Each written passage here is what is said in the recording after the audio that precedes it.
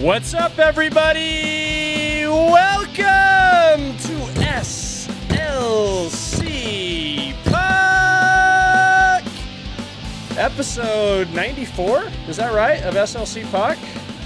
Man, we're marching towards episode 100. I can't wait. I did the math, and I'm going to do some more math later in this episode, so stay tuned. I know this is quickly turning into a math podcast, not a hockey podcast, right?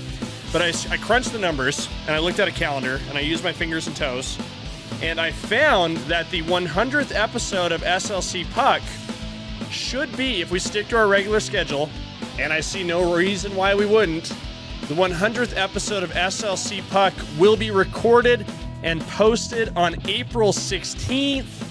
I cannot wait. That'll be 1 year and 1 day from the first one, April 15th, 2024. That's when we kicked it off in the other basement. We're here in my mom's basement where we've been rocking out for over 90, it will be over 90 episodes by the time we hit 100. So that'll be a lot of fun. And I want to get you guys involved in this too, because the show wouldn't be possible without viewers like you. So I had this idea. I want to stitch together like a fun compilation on episode 100. So if you guys could do me a favor, get your phone out. I know a lot of you guys are addicted to your phones, myself included.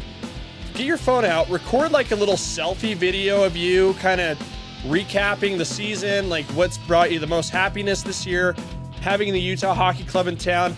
I want to stitch these together and put them into episode 100 of SLC Puck. So go ahead and do that, and then you can DM them to me at SLC Puck on all the social medias. And just as like a personal sort of like plea to you guys, I would really like to get to 1,000 subscribers by the time we get to that date.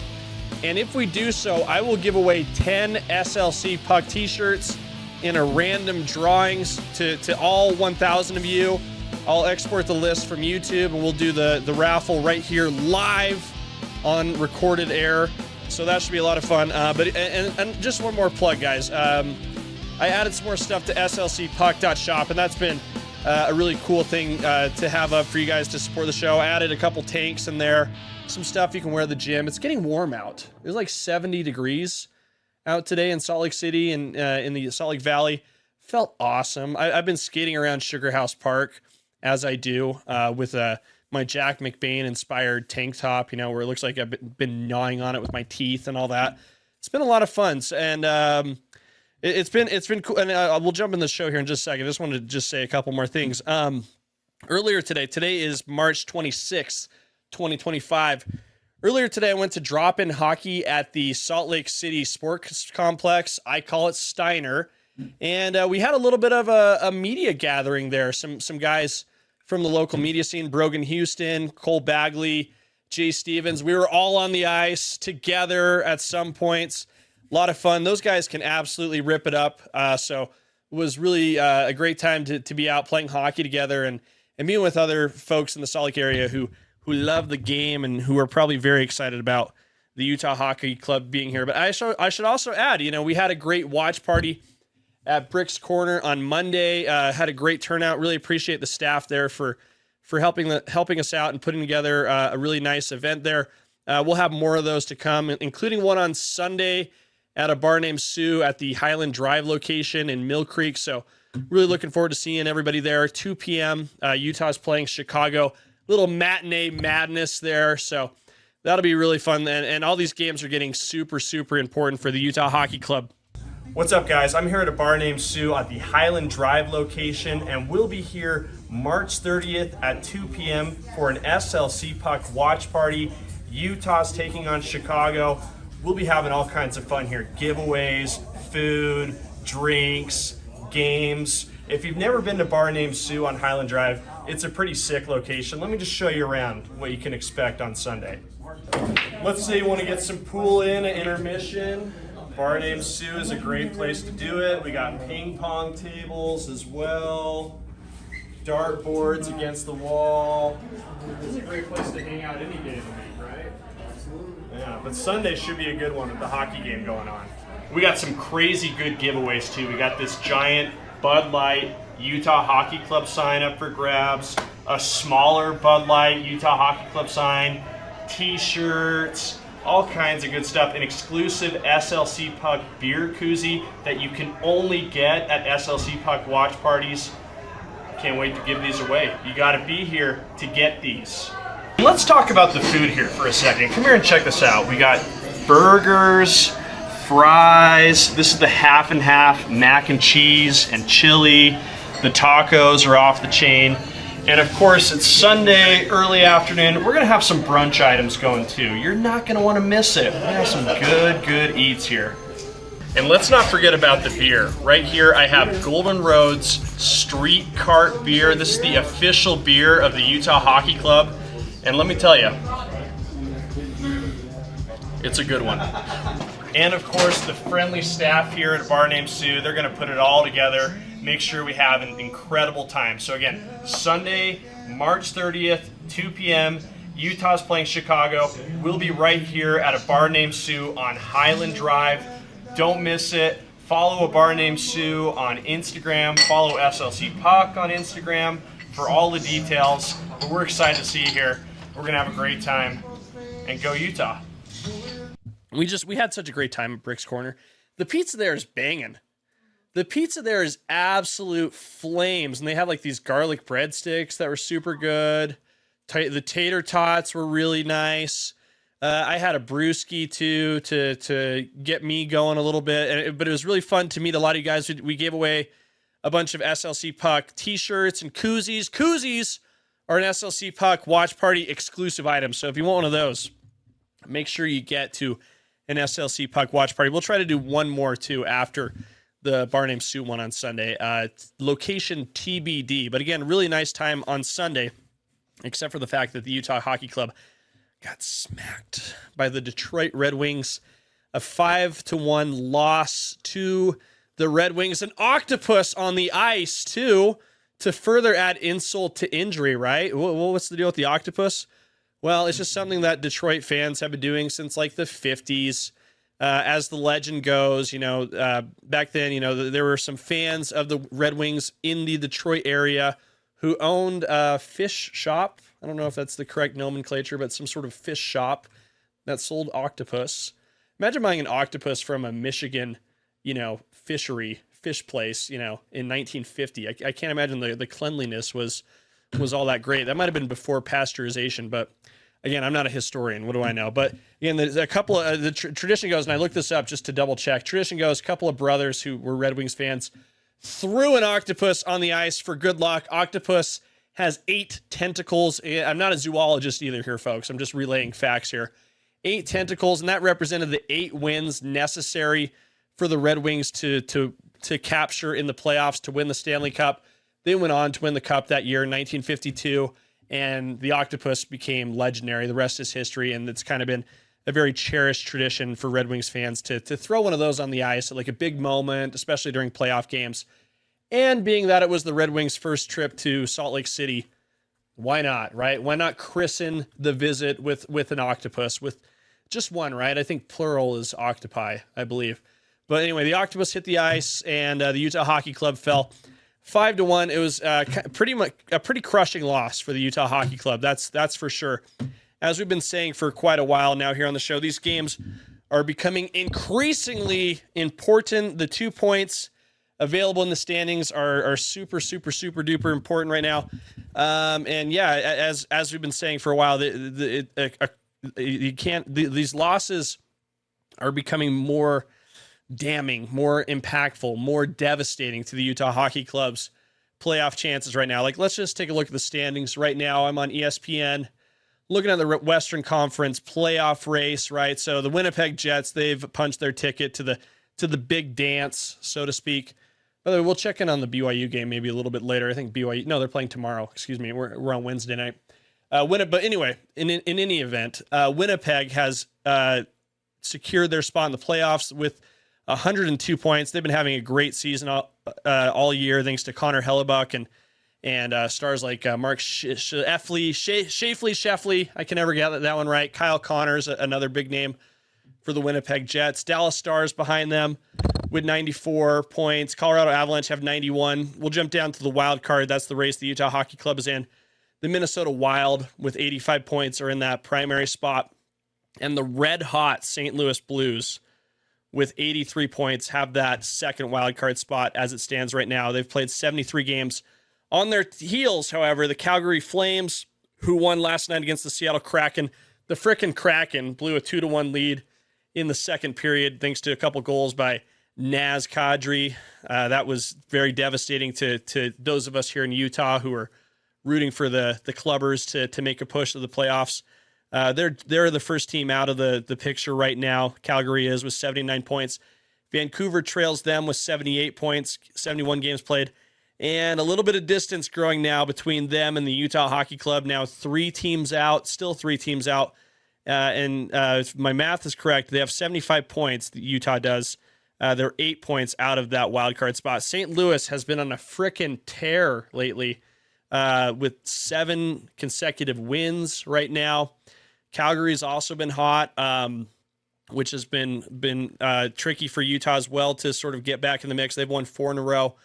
And so Utah, every time they lose, they get further and further away from the playoffs, and that was the case on Monday. And it was kind of a weird game too, Didn't watch it super closely while I was at Bricks because I was rocking the mic a little bit, doing some giveaways. But I went back and watched the replay, and man, Detroit got some really good breaks. They got some really fluky goals, 2 in particular that got them up 3-1. Even though Utah was applying really heavy pressure, I think Detroit scored their 3 goals on something like only 5 or 6 shots. Utah had really heavy pressure through the first 2 periods. Power play goal by Dylan Guenther, but for the first time all season, that was not in a winning effort, or at the very least, a point-getting effort with a loss in overtime. So for the first time all season, the Utah Hockey Club lost a game in regulation in which Dylan Guenther scored a goal. So that was a bummer. It was great feed by Clayton Keller though on the power play. Great cross ice pass. And I mean, it was such a fluky game that just did not go Utah's way. Detroit lost their goaltender early, but the guy who came in relief, Alex Lyon, he had played a great game. He made a lot of great saves. Utah had great looks, but couldn't put the biscuit in the basket. Detroit scored an empty netter to go up 4-1, and then got another one on Veggie right near the end to seal the deal at 5-1. Octopus hits the ice.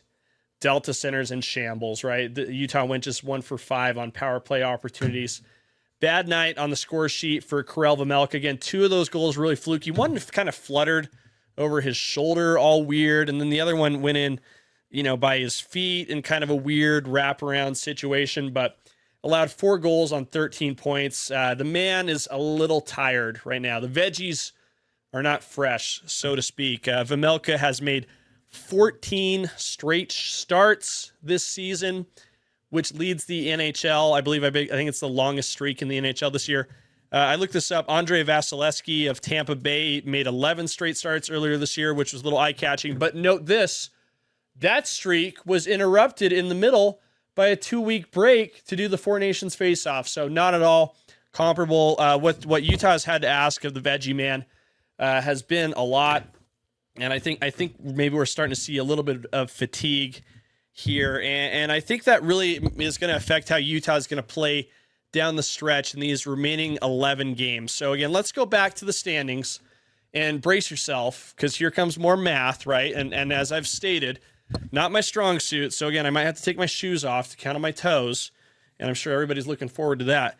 But again, with 75 points, we've talked about this before. The magic number that we have targeted for Utah to have a good chance of making the playoffs is to finish the season with 94 points, right? So they have 75 points right now. By my math, they need 19 points to get there, right? Now, with 11 games left to go, that puts 22 points up for grabs, right, in these 11 games. If they need 19 with 22 points available, that means they can only afford to lose in regulation once more and then another time in overtime. That would lose those 3 points. If they lose 2 games in overtime, in regulation, I think you can close the book on the Utah Hockey Club's playoff chances, at least to get the 94 points that we believe, according to historical data, is necessary to reach the playoffs. So again, this really, really crucial here, right? We're not going to talk about the Utah Hockey Club being dead in the water yet.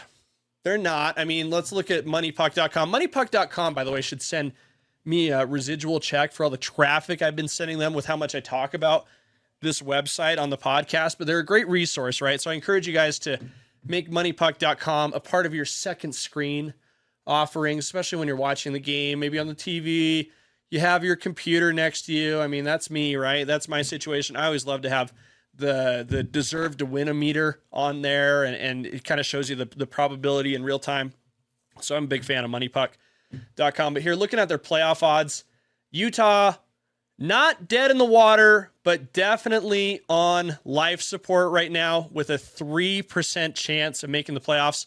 I thought this was kind of funny. Boston has a 0.1 chance of making the playoffs right now. So, there's some Bruins fan out there that's like, doing the Lloyd Christmas thing. So you're telling me there's a chance, right? Utah, not that much different.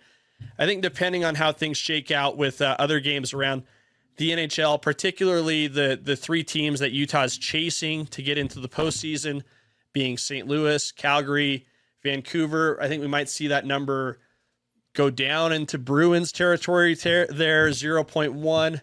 But I mean, it's really crucial. I think Utah can really only afford to lose in regulation one more time, and then maybe once more in overtime before we can close the book on trying to go for the Stanley Cup here in season 1. And man, wouldn't that have been fun? Wouldn't that have been awesome? But again, we're not going to talk about this not happening until we have to, right? These are still valuable games to be played. I should note, and this is just me being realistic, right? If nothing else on the show is silly. It is fun. We do wear costumes. I haven't worn a costume in quite a while. The playoff race has been very stressful for me. I haven't made it to Zurchers in quite a while. I haven't, I haven't gone to Spirit Halloween in a little bit. I haven't seen a Spirit Halloween in months. So, excuse me for not having a costume for you guys. But again, the schedule down the stretch is really tricky, and particularly what's coming up on the horizon. The Utah Hockey Club has a 3-game road trip coming up, which starts with 2 games in the great state of Florida, which is my least favorite state of all our states in the union. I spent 10 months living in Florida back in 2020, and it was by far the worst year of my life, for sure. I mean, 2020 was not a great year for anybody, really, but for me, it was harder. I had the worst 2020 of my life because I moved to Florida like 3 weeks before COVID hit, and good Lord, that was rough on me. Those were tough times. Point being, I don't like Florida. Hey guys, sorry to interrupt, but I wanted to remind you that our incredible giveaway with Payne Anthony Creative Jewelers and Jonathan's Jewelry is still going on. I can't even tell you how many people I've heard from who have gotten their gift cards, and they're super excited to head into either one of those locations. Jonathan's Jewelry up in Cottonwood Heights, Payne Anthony Creative Jewelers at Trolley Square. They're like, yo, I can't wait. I can't wait to use my $250 gift card. We've given away like 16, 15, 18, 17. We've given away a ton of gift cards. We've been doing this promotion since February. For every episode of SLC Puck, we've been giving away 1 gift card to Payne Anthony Creative Jewelers or Jonathan's Jewelry. And here's the great news. This promotion is continuing through the summer, people. All you have to do is scan this QR code right here, hit send on the message. I already typed it up for you, and you're in. Simplest raffle, simplest giveaway you'll ever enter. It's just that easy. And here's what's best. Anyone can be a winner. All you have to do is go into either one of those locations, Jonathan's Jewelry or Payne Anthony Creative Jewelers, and just mention SLC Puck. They'll knock $100 off your purchase right then and there. No questions asked. You're going to love working with the guys over there to get something special for your special someone. So big thanks to Payne Anthony Creative Jewelers and Jonathan's Jewelry for their support of SLC Puck. And yeah, enter the giveaway. Get in it and get yourself something nice, or get something nice for someone you care about. And let's get back to the show. But anyway, Utah has 2 very big games in Florida this week. Thursday, they kick off this little trip to the Sunshine State. And by the way, I saw Nick Olchek and Mike Folta hanging out by the pool today. in Florida. It must be nice, right? I mean, the weather's still good here. We hit 70, but I gotta get by a pool. I gotta get by a pool. I gotta get on a boat. It'd be great to do like an episode of SLC Puck on a boat this summer, with General Manager Bill Armstrong. So if we can make that happen, that would kind of be like an ideal, situation here. Some summertime fun we could have. But anyway, I digress. Utah Hockey Club starts this 3-game road trip with 2 games in Florida. They're going to play Tampa Bay, a rematch of Saturday's beatdown that they gave the Lightning, where they beat them 6-4. That was a Nashcast night. Thank you very much. We had a great show with Puppets and Liam O'Brien and Coach Dar and all that. So that replay is available on SEG Media for just $1, along with the rest of Utah Hockey Club action for the rest of the year. So go ahead and check it out. So the rematch against Tampa Bay, which is a tough one. They've been one of the best teams in the NHL over the last decade. They probably have a chance to compete for a Stanley Cup this year. They are, locked in the playoffs. They're third in the Atlantic Division right now with 87 points. So they're about to punch their ticket to the postseason. And you can bet they probably didn't forget about losing to the Utah Hockey Club on Saturday. So, that's going to be a really tricky one for Utah, and should be Karel Vejmelka's 15th straight start. That'll be tricky. That leads to the next game, which is Friday, the second game of a back-to-back.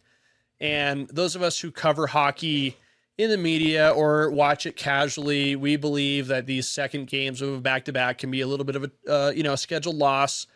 I think guys who have played hockey would probably disagree, right? But they're playing the defending Stanley Cup champions, one of the best teams in hockey. They made a huge trade to get Brad Marchand Marchand. I always say that wrong. Marchand from the Boston Bruins. They're second in the Atlantic Division with 89 points. So they're tied for first with the Toronto Maple Leafs. So they're about to punch their ticket to the postseason as well to go for Stanley Cup number 2. That's Utah's opponent on Friday. Will Karel Vejmelka make it 16 straight starts? I don't think so. And I think there are other people in the Salt Lake media who would disagree with that. I think asking him to make not only a 16th straight start, but a start on the second night of a back-to-back might be a little too much to ask for on a tight turnaround, right? Mike Folta talked about this on the radio this week as well. He believes we're going to see, and Ryan Miller from KSL.com also concurred with me on this. We were texting about this earlier. Believes we're going to see Vejmelka take the Thursday game against Tampa Bay. On Friday, don't be surprised to see Jackson Stauber get the nod. And he was called up after Connor Ingram entered the player assistance program earlier this month. So I'm not saying the Utah Hockey Club may be throwing in the towel on Friday, but I think they are of the opinion that this is going to be a tough game to win as it were, right? As it is anyway. Let's get Stauber some action. Let's see what he can do. He has won a game this year. Lest we forget, he holds the distinction of being the first Utah Hockey Club goaltender to secure a shutout. He got a shutout victory over a very good team, by the way, which was the Vegas Golden Knights. Stauber blanked them in a 6-0 smashing of the Knights in Sin City on November 30th. So, hey, I'm again, never say never. Anything can happen. And Utah is playing for their lives right now. I know a lot of the players here watch the show and their families, and they're probably like, Austin did the math. He's telling us what we got to do. Let's go out and do it. I think that's the pregame speech. I would like to think it is anyway. But I think they're going to get up and deliver a really strong effort for both Vejmelka on Thursday and then Stauber on Friday. We'll just see what happens, right? But that's my guess for what we can expect in goal. But it's going to be a really, really critical time. If Utah loses one of those games, they have to run the table the rest of the way, the rest of the remaining 9 games to have a chance and make the postseason and also get a little bit of help. Like St. Louis needs to stop winning. Calgary needs to stop winning. Vancouver cannot start winning. That all has to stop. Don't they know? Don't they know that the screenwriters in Hollywood have scripted it this way for an epic showdown on April 15th, Utah versus St. Louis in the heart of the homeland in Missouri for the final, playoff card bid. And then Clayton Keller, the St. Louis boy, is going to shatter the hearts and dreams of his hometown crowd and send Utah to the playoffs with a dramatic regulation victory, because overtime, St. Louis might get a point. They might sneak in, but goal right at the buzzer of the third period, right at the death of the game. That's how I envision it happening. And gosh, I hope it does. But it starts with this road trip here. Again, if Utah loses both these games in Florida, tough. It's going to be a different conversation when we meet again on Sunday. And we'll record the episode after the watch party at a bar named Sue. Again, I'm really looking forward to that. Really appreciate bar named Sue for their support of SLC Puck and for letting us host an event there. I'm looking forward to seeing everybody. It should be a ton of fun. And hey, regardless of whether or not the Utah Hockey Club makes the postseason, again, we're not going to say no until we have to, but we need to give some stick taps to the fellas out there in the Uinta Basin, the Vernal Oilers of, what's the name of their league? I had it written down. I am so silly. Sorry, guys. Of where I had their post up too. Where'd it go? I don't want to get the name wrong. They are in the United States Premier Hockey League, USPHL. And that's a league that features guys who are about, their late teens, early 20s. Vernal Oilers are legit out there. I imagine Vernal Oilers games are probably like the event of the week out there in the Uinta Basin. I'm sure that's an area that loves hockey. They love dinosaurs too. I'll say that if you've ever been to Vernal, there's a lot of dinosaur stuff going on. But we got to give our props to the boys over at the Vernal Oilers. They won their first 50 games this season, so pretty stunning results there for the Vernal boys. They brought the title home to Utah just the other day and got a parade down Main Street in Vernal. That was awesome to see. The kids were super psyched. Look at that. They were riding on the fire truck there with the trophy, the flag. The kids are psyched. They got their banners ready to hang up in the barn. Oil country out there in Vernal. Very, very exciting. See, look, there's a fun little dinosaur there. They brought the natty home to Vernal, and that's a tremendous accomplishment. And for now a hockey loving state, we salute you. We love you, Vernal Oilers. So big congrats to you guys on that. Hopefully we'll get out next year to see the Vernal Oilers. That's not a bad weekend trip from Salt Lake to go out to Vernal. There's you'd be surprised. There's actually a lot of fun breweries and stuff to do out there in Vernal and right by the Green River too. So if getting out and about's your thing, go see the Vernal Oilers next year, defending champs, and maybe go for a jaunt down the Green River. Could be a lot of fun. But also, I want to close the show on a little bit more of a sober note, a little bit of a call to action to you guys out there in the SLC Puck world. We need to send our best to one of the pillars of the sports scene here in Utah. Someone I know a little bit, someone that I've worked with when I interned for the for the Salt Lake Bees. Part of my responsibilities were to serve as Bumble at some community events from time to time, which made me cross paths with the guy who played with the original player of Utah Jazz Bear, John Absey. Was iconic in that role. I think he was the OG Bear for like 20 plus years. It's been a different Bear in years past, but anyway, John Absey, great dude. We're Facebook friends. I remember reaching out to him when rumors started that the Utah Hockey Club had ordered a Yeti costume. He shot down that rumor to me, and I think he was right, and there was probably no one better on the planet to ask because he's still been very involved in the mascot community. But we need to send John Absey our best because he right now is fighting pancreatic cancer. You can see right now I got his GoFundMe account there up on my screen right now. I encourage you guys to search for it, and I'll drop the link in the show notes as well.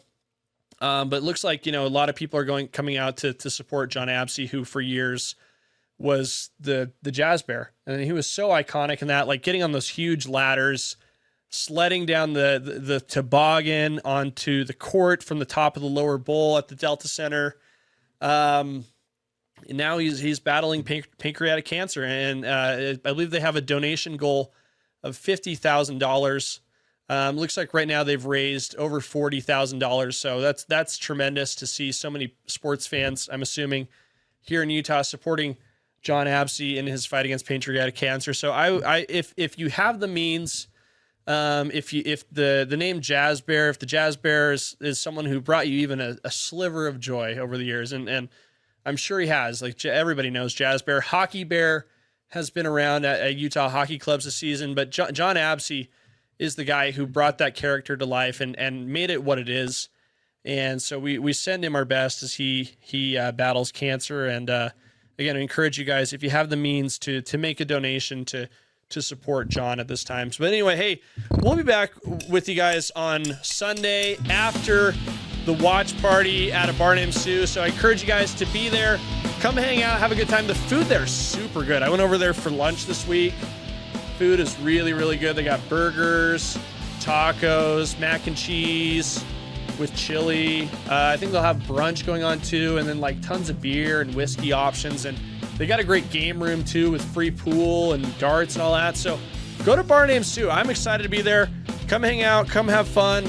Location should be in the ad that played at the start of the show, and we'll get better with the ads. Don't worry, guys. Don't forget to support our good friends, Payne Anthony Creative Jewelers, Jonathan's Jewelry, by scanning this QR code to get yourself a $250 gift card. Call into the SLC Puck hotline with your hot takes, and let's help John Absey out. And we'll talk soon, guys. We'll appreciate you.